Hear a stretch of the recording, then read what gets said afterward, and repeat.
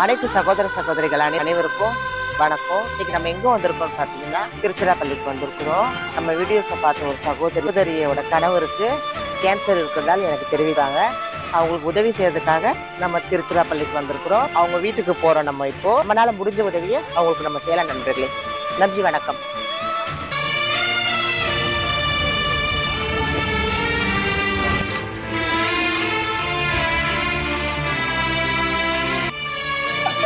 வாமா வாமா. என்னம்மா ஆச்சுன்னா வாழ்வாருமா, ஒன்றும் சரியா. நீங்க எதுவும் கவலைப்பட.